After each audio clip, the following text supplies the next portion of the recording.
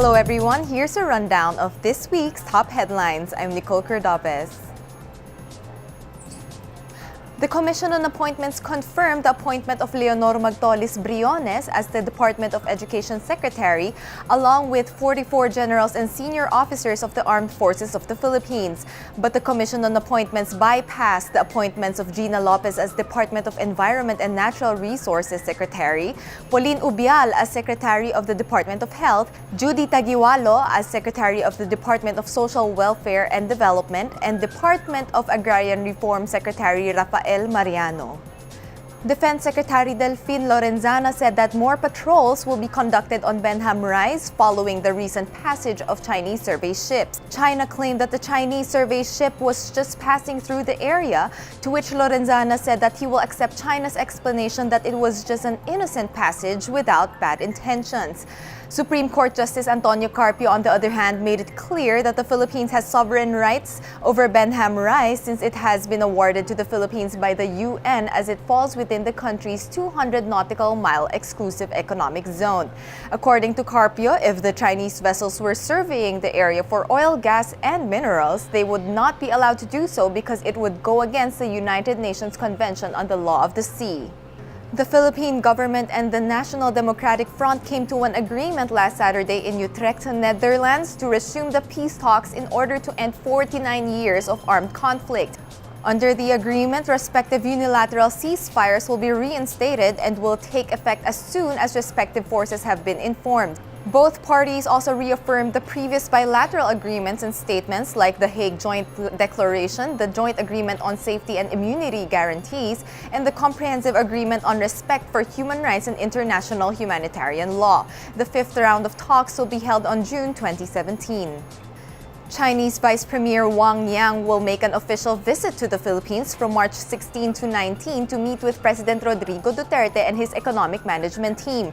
The Vice Premier will also address the opening ceremony of China-ASEAN Year of Tourism as well as deliver a keynote speech at the opening ceremony of the China-Philippines Economic Trade Forum.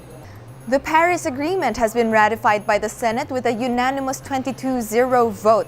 Under the agreement, developed nations will continue their obligations under the United Nations Framework on Climate Change to provide financial assistance to developing countries with respect to climate change mitigation and adaptation. President Duterte had his reservations on the agreement because the poorer nations bear the burden of helping clean up the environment that was largely polluted by developed nations. Legarda expressed the importance of the agreement, saying that our nation bears the brunt of climate change even if we are among those who contributed to it least. Overseas Filipino workers are now exempt from paying the 550 pesos terminal fee at the Ninoy Aquino International Airport effective April 30, 2017. A memorandum of agreement between the Department of Transportation, the Manila International Airport Authority, and the 40 airline companies operating in NAIA was signed in line with President Duterte's directive to ensure a seamless and hassle-free experience at the airport for OFWs. In 2015, the Manila International Airport Authority imposed the integration of the international terminal fee in airline tickets in order to ease congestion in Manila airports. Manila International Airport Authority's General Manager Edmond Real said his office is ready to refund the fees to OFWs upon presentation of their e-ticket, boarding pass, and passport.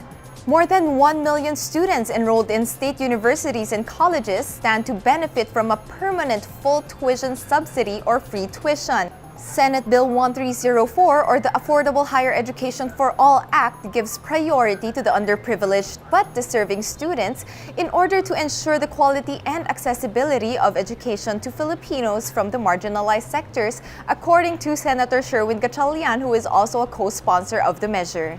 South Korea's Constitutional Court formally removed impeached President Park Geun-hye from office last Friday over a corruption scandal.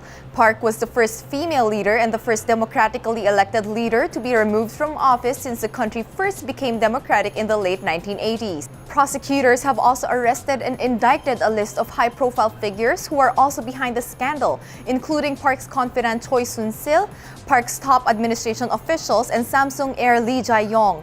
Within 2 months, South Korea must hold an election to determine who Park's successor will be. U.S. District Judge Derek Watson has given a ruling that the state of Hawaii has established a strong likelihood that President Trump's revised executive order that was signed last week on the 90-day travel ban of Iran, Libya, Somalia, Sudan, Syria, and Yemen nationals would cause irreparable injury, therefore putting the ban on a nationwide freeze. Watson rejected the White House claim that the order was not a Muslim ban, seeing that the countries on the list have Muslim populations ranging from 90.7 to 99.8%. New York Attorney General Eric Schneiderman hailed the decision as yet another victory for the Constitution and the rule of law. Manila is among the cities in the world with the highest quality of life. In the Quality of Living Ranking 2017 survey, Manila ranks 135th out of 231 cities. Singapore garnered the highest ranking among Asian countries at the 25th spot, while Vienna, Austria maintained its top spot in the survey for the 8th year in a row.